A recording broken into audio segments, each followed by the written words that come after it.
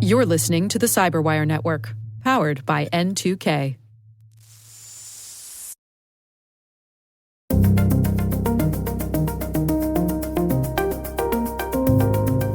Hello, everyone, and welcome to N2K Cyberwire's Hacking Humans podcast, where each week we look behind the social engineering scams, the phishing schemes, and criminal exploits that are making headlines and taking a heavy toll on organizations around the world. I'm Dave Bittner, and joining me is my N2K colleague and host of the T-Minus Space Daily podcast, Maria Varmasis. Maria. Hi, Dave. Thanks. Thank you. We are recording this week's show in front of a live audience at ThreatLocker's Zero Trust World 2025 conference in Orlando, Florida. Let's hear our live audience. Thank you.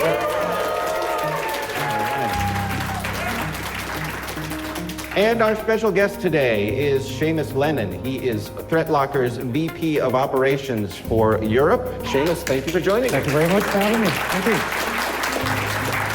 As I said, our co-host Joe Carrigan is unable to join us here in Florida, but don't fret, he will be back with us for our next episode.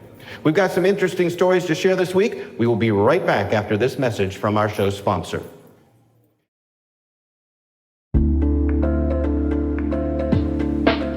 And now, a few thoughts from our sponsors at ThreatLocker. The tactics used by cyber criminals are becoming more and more advanced every day. The shift from a default allow approach to a default deny is more critical than ever. This is where ThreatLocker comes in. Stay tuned for how ThreatLocker allow listing and ring fencing has your back.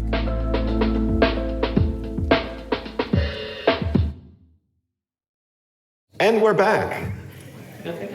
Maria, we don't have any follow-up this week, so why don't you kick things off for us? What do you have for us this week? All right, so it's a shout out to Joe Carrigan's Scammer Liturgical Calendar. It is the most wonderful time of the year for tax scammers. So I have two stories that I wanted to talk about today. The first one is by Kate Gibson of CBS News Money Watch. There is a tax text scam going around claiming that the IRS has a $1,400 refund just for you, actually, Seamus. All you need to do is click the link to confirm your personal information to get a check mailed directly to you. Sounds fantastic, honestly. So the scammers are clearly taking advantage of some, how shall we say politely, tumult at the IRS currently, but they are also latching onto news that is valid in a way that you might have heard that the IRS is actually sending $2.4 million to about 1 million taxpayers, legitimately, who are eligible for a pandemic-era stimulus payment but didn't receive them. However, those payments are automatic. You don't need to do anything to get those. And also, the IRS will always send a letter. They will not text you. So that is really, really important to remember. You're not going to get a text from the IRS. That said, while the IRS will not text you, I have a follow-on story from one of our listeners, Kaylee. Kaylee is, like many of us, doing their taxes right now. And Kaylee noticed that they're looking around at tax firms. So these are the companies that will help you file your taxes. It can be hard when you're trying to figure out who's going to help you with your taxes, who exactly you've reached out to, and what marketing spiel you've signed up for. And Kaylee got a text message saying that they had gotten a tax refund that was expiring soon, and apparently that they'd already agreed to get text messages from this firm. But Kaylee noted that they actually had never agreed to any of this. They'd never signed up for anything from this firm, didn't recognize the company at all. And the very first message from this kind of iffy company was the firm promising a refund. Again, just click this link to get it. And it wasn't actually a direct phish. It was more fraud, like a PH fraud, haha. This tax firm is promising a refund under a pandemic-related tax cut that doesn't exist. It's called the self-employment tax credit that the IRS goes through pains to mention does not exist. But a lot of scammers are taking advantage of misinformation about this on social media right now. So people pay phony tax preparers, which there are many. It doesn't cost much to spin up a website and say, I'm a tax preparer. And people pay these preparers for money that will never come. So you're out of the money that you paid these preparers for. And again, the $32,000 that you thought you were going to get from the IRS is never going to appear. And also, they have your social security number. So isn't that grand? Wow. Wow. Yeah. I'm curious, so Seamus, your comments on this. I mean, when you think about this kind of scam coming into someone, what are some of the red flags that come to mind for you? Well, if I receive a text message from the IRS, I'm going to get really worried. It's I bet you I don't live in the United States. I don't pay tax in the United States. But if I do, I'm going to get really, really worried. But it is typical. Like, they'll attach onto anything that's relevant in the time that's relevant. It's tax period. Let's just hit everybody with tax. And the thing is, most people won't fall for that, but a lot of people do. Yeah. You know, like postal delivery. I mean, how many people have received a text message or an email to say, hey, we've got your package, but you need to go onto this link and pay the customs for it, when you haven't ordered anything. Now, if you're an online shopper, you start questioning going, did I order something? Yeah. Right. Did Yeah, I right. order It's anything? easy to forget. So, Yeah. and that's the thing. And that's how to dupe people very simply and very easy.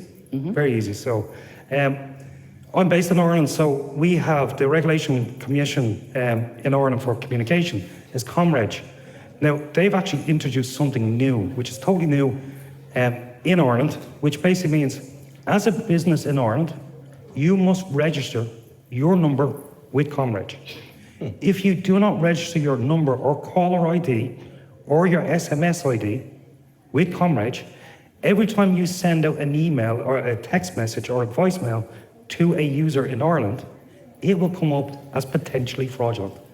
Oh. Straight away. sounds They're nice. taking control. So the amount of times any of their like voicemails, like Division, I look at my phone, I see a number, I don't answer it, look up the number. It's a help and support site for, you know, a telephone provider in Ireland. They advertise the number online. So with, you know, technology like Voice over IP, I can just phone a phone number and I can be anybody. But with the introduction of this now, when they do that, it's flagged straight away. Now, it's going to save like 3,500 people get duped every day in Ireland. We're not a huge country. We're only 5.5 million 3,500? people. That's Yes. adorable. It is. I'm not saying we're very people in Ireland. No. Very silly people in Ireland. So But it's a numbers game, right? it is It's a numbers game. Yes. Yeah, it also makes me think about how so many parts of the world, it seems, are ahead of us here in the U.S. when it comes to regulations, you know, tamping down on these things. I know for me personally, like every time I get what is obviously a fraudulent phone call or text message or something, I think to myself, why is this still happening? You know, in the amount of technology we have, why are we still getting these things? It's maddening that we aren't farther ahead. But it's interesting to hear that other nations are taking action. Yeah. And it's great that it's taking the control out of end users' hands. And that's essentially what it is. Because, you know, they're not targeting intelligent people, not targeting people that are aware of these things. They target everybody. Yeah. Everybody. So, you know, my 70-year-old auntie picks up the phone. Again, she's maybe ordered the package, maybe hasn't. Very simple, very easy to be Yeah. duped. Yeah. Show of hands, how many people have gotten a fraudulent text message in the past month? That's everybody. Pretty much everybody. Yeah, this gentleman raised both of his hands. He has a work And me too. phone and a personal phone, so yeah, nobody's immune. Yeah. All right, what else do you have, Maria? That was actually both of my stories. All right, terrific. Well, my story this week is more of a sort of a broad informational kind of thing. This is actually from the folks at ABC7 in Chicago, one of the local affiliates there. And they did some reporting on the Better Business Bureau's report on the top local scams of 2024. So the Better Business Bureau, most of you are probably familiar with, they're an organization that helps keep track of businesses in your community. They help take care of disputes that people might have with local businesses. One of the things they also do is they have a cyber scam reporting line, and they keep track of the scams that are going on, and they generate statistics. In this case, they generated a report for 2024, and I thought it'd be interesting to see some of the top scams that they were tracking from their perspective as folks who are keeping an eye on the consumer retail side of things. Let me start with a question. So I'm going to quiz the two of you. What do you suppose the #1 reported scam is for the Better Business Bureau for consumers? Consumers. Is it gift card related? No. No. Okay. Seamus? Is it refund related? Maybe. Well, that's an interesting guess. All right. Yeah. It's actually online purchases. So This is fake websites. This is fraudulent transactions. Situations where people believe that they have purchased something online and it never shows up. We're seeing a ton of situations, especially on platforms like Facebook, where someone will generate what looks like a totally legitimate storefront, sometimes offering impossible prices on irresistible products that are well-known, name-branded things, and people shop around. The bad guys pay to have these ads put in front of people, and you're minding your own business, scrolling through, and you see, oh, there's a kayak, and I really want a kayak, and that's half the price of the kayak usually is. You go through, looks like the legitimate website for the company who sells the kayak, 100%. You put in your credit card information, they send you an email that says, good news, your kayak is on the way, and of course, you're never gonna get the kayak. There never was a kayak. This fake store is just imitating the actual retailer of the kayak, and in most cases, you'd be out of luck there. You could go back to your credit card company, but these are rampant on platforms like Facebook. Yeah, it costs pennies to do. Yeah. If that, fractions of pennies, yeah. Right, absolutely. I'm gonna go through some of the other ones here. Phishing, of course, is number 2. I'm sure everyone in this room is familiar with what phishing is. Number 3 is employment scams. So we've been seeing this in the headlines a lot, particularly some of the stories coming out of places like North Korea, where folks are either setting up fake recruiting services, they're trying to get folks who are looking for jobs, or there are folks who are signing up for jobs fraudulently. So people who are from places like North Korea will apply for jobs here in the US, sometimes get those jobs, let's say engineering jobs, but the money's all being funneled back to North Korea, which of course is illegal. So we're seeing both of those. In fact, just about a week or so ago, there was a woman in, I believe, the Midwest who got arrested for having a laptop farm that was facilitating fraud from North Korea. So the North Koreans were taking advantage of her laptop farm to make it appear as though they were here in the United States when they were doing all of their work from around the world. Coming in at number 5, I'm sorry, I skipped number 4. Number 4 is debt collection.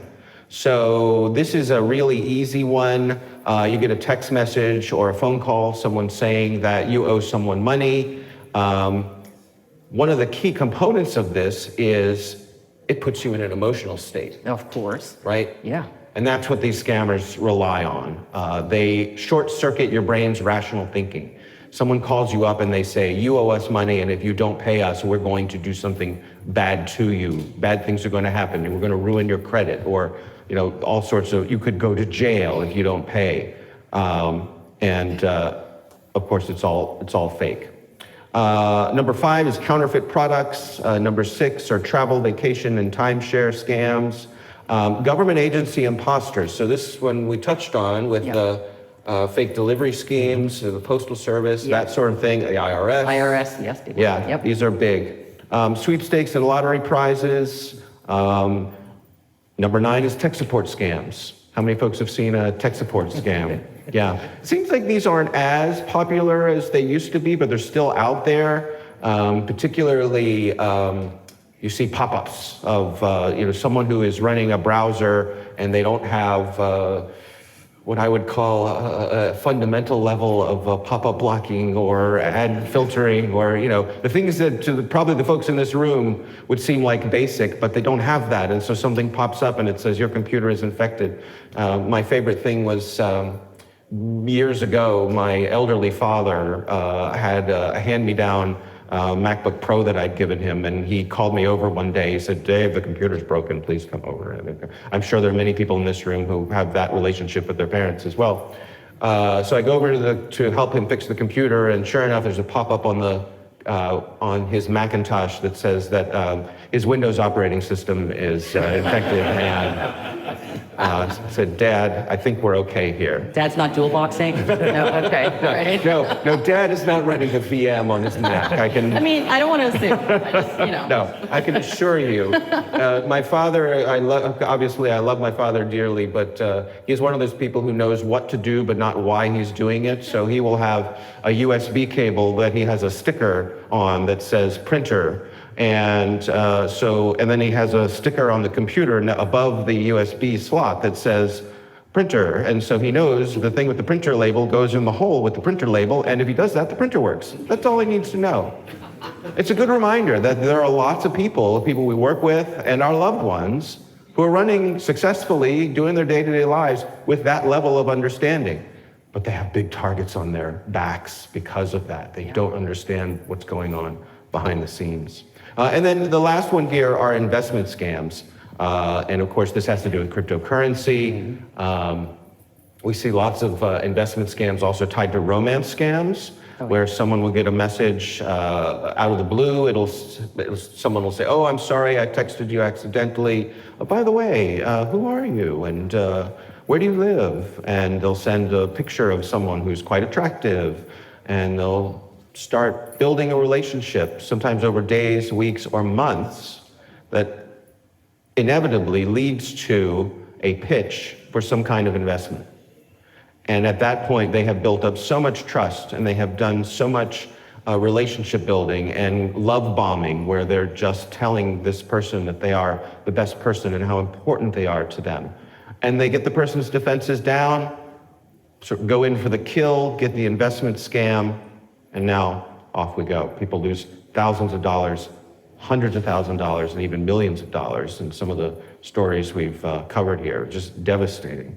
I'm curious, Seamus, as we go through this list, are there any ones in particular that stand out to you that you've either through you or your loved ones that have affected your family, or ones that are particularly notorious in your mind? Well, obviously, number one is phishing. It's always been around, it always will be around. One thing as a cybersecurity professional I always get asked is, what about AI? Can AI stop all this? Or how is AI improving things or disproving things? Well, realistically, what AI has actually achieved when it comes to phishing is corrected spelling mistakes. Mm-hmm. That's about it. And it can also be used then for targeted phishing. So you mentioned first about the Facebook ads and that. I have a Facebook profile. The last time I posted on Facebook would have been 6 years ago. Mm-hmm, mm-hmm. I still use Facebook, I just don't post anything. There's nothing personal there, there's no information about me there. You know, if you want to find anything out, you can find everything professional about me on LinkedIn. And that's it. Yep. But I've got no personal information shared on the internet so people can use against me. Because that's what AI will do. It'll go off, search up your name on social media sites, and it'll create a persona of a phishing attack that suits you. Just you, very simple, very easy, and it can be done in seconds. Yeah. Seconds, and that's the thing. So it's still always going to be primary, and it'll hit all the notes that you as a reader will see that, oh, maybe this is genuine. So, you know, it's never going to go away. But look, there's two things with phishing. Either it's credential compromise, or it's to get an user to run something on the device. Simple as that, it's to gain access. With ThreatLocker in place, we believe in zero trust, which only allows access where access is required. So we can control, although we can't control the phish itself, we can control what happens in the aftermath of that. Now, if it's credential gathering, obviously we can help with that. We just launched network cloud control, which says even if your credentials were stolen, if somebody tries to log in from an unauthenticated device, a device that's not yours, it gets blocked in the line. So it's, again, stopping that level of access as well. Yeah. Well, and I think, you know, particularly at the corporate level, it seems as though there's recognition of the need for these types of things, and more of these things are in place. But I still can't help worrying about my friends and family. Like I say, my elderly father, and I'm looking forward to the day when those level tools filter down and become the day-to-day things that just operate in the background that people don't have to worry about. You think we're heading that way? We are heading that way. And as I said, my example about the Irish comrade, that's filtering up to the top. So that's taking it out of the equation completely. So imagine how many thousands of people it's going to save from those phishing attacks, the smishing attacks, those text messages for packages and the IRS in Ireland. No, it's not going to happen, but the revenue service, but that's just going to take it all out of the equation. So again, that's taking it from the top level all the way down to the bottom. So look, it's about awareness. It's always been about awareness. Now, you're not going to be able to teach everybody, and that's the unfortunate thing. You cannot teach everybody how to be secure and how to be safe. Right. I live by zero trust. So, basically, I'm very much paranoid about everything. Not in that sort of way, but I am when I'm online, I'm on my computer, the websites I go on to or anything like that. You mentioned Bitcoin. I do bits in Bitcoin and cryptocurrency.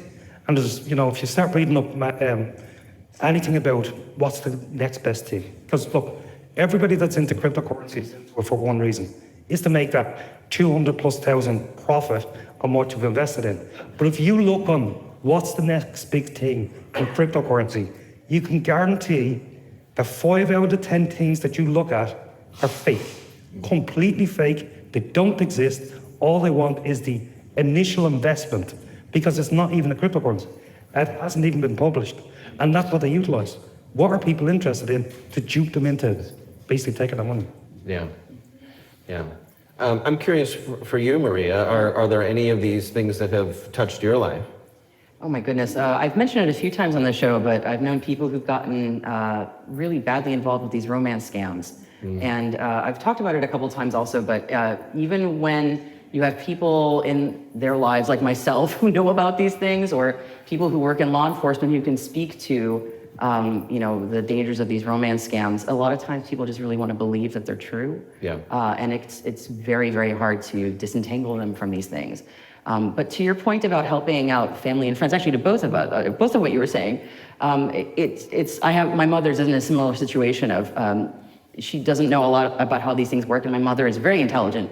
But my view is she shouldn't have to know how these things work. She's extremely smart in her own areas of expertise. This just happens to not be what she is an expert in. So it's as much as we try to stay on top of these things, and we should, because it's our jobs, we have to just also remember that nobody can know everything. And hopefully we have solutions like what you've been mentioning that can help people not have that burden of knowledge, because it's just not possible for everyone to do it. Yeah. Yeah, I think it's true that nobody is 100% immune to these sorts of things, particularly the social engineering types of things. Every one of us has something that we love to do, if it's a hobby or an interest or a collection that would, if sourced from something we know and trust and love, would probably get our defenses down. Yeah. And that's not a dig against us. We're all human. And we have emotions, and so that's what they take advantage of.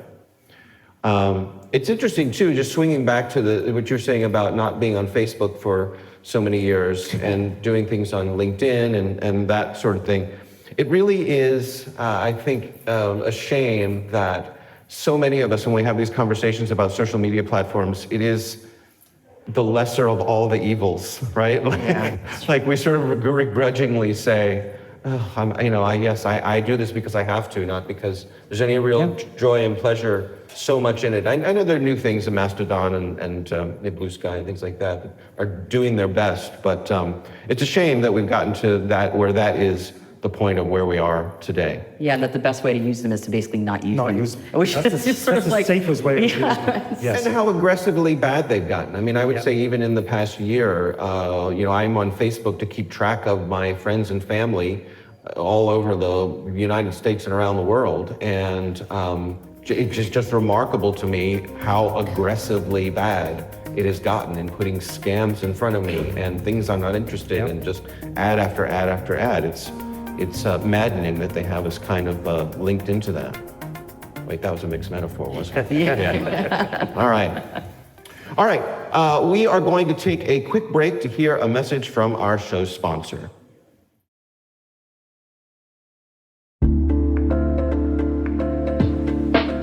So let's return to our sponsor, ThreatLocker. ThreatLocker is a zero-trust endpoint protection platform that strengthens your infrastructure from the ground up. Where traditional cybersecurity tools require you to create a list of things you don't want to run, ThreatLocker enables you to easily curate an allow list of everything you need in your environment and network, and block everything else by default. With ThreatLocker allow listing and ring fencing, you gain a more secure approach to blocking exploits of known and unknown vulnerabilities. ThreatLocker provides zero trust control at the kernel level that enables you to allow everything you need and block everything else, including ransomware. The ThreatLocker Zero Trust Endpoint Protection Platform deploys in a learning mode that analyzes the operations of your company using machine learning to assist you in developing your allow list for approved applications, what they can do on the endpoint, what can interact with your data, and even east and west network traffic. We thank ThreatLocker for sponsoring our show.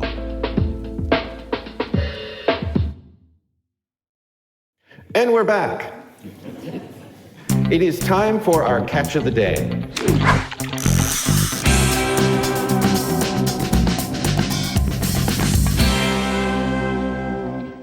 Our catch of the day this week comes from a listener. His name is Diesel, and he is from West Virginia. And he received this message from the Venmo support team. And the message is, "We were frozen to process your recent unauthorized activity attempted." Now, we were saying earlier that AI has helped make the English in these messages better, that it is harder to just spot the poor English than it used to be because of AI. This is an exception. So see if you can spot where the AI that generated this message goes wildly off the rails. Here we go. "Dear customer, we inform you that we would like to proceed with a frozen transfer activity. As you may know, a frozen transfer involves the use of cryopreserved embryos, which are thawed and transferred into the uterus in order to achieve a successful pregnancy." Wow. Don't look at me. I'm not answering that. Don't look at me. Yeah. If you disabled sign-in to your account by accident through our phone line, and you do not believe unauthorized activity or access has occurred, you will need to verify your account and complete the prompted steps to regain access to your account. And then there's a big button that says Verify Now, and it says, "Thanks, Venmo support team." I got pregnant through Venmo. So, obviously, I'm going to leave it to you here, Seamus, to unpack, walk us through the connection of where the AI, we think, made a faulty connection between several different things. What do you make of this? This is one hacker that actually hasn't found AI yet. Really? See, my assumption was that the AI went from frozen assets and somehow connected the word frozen to frozen embryos and just ran with that. And it completely nonsensical, and nobody, the bad guys, they don't bother to proofread anything. It's all a numbers game.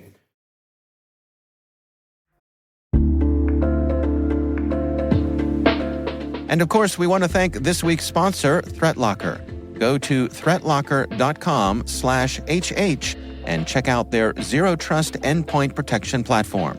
That's the words threat and locker with no space.com/HH, where you can request a demo and neutralize the threat of malware running on your devices.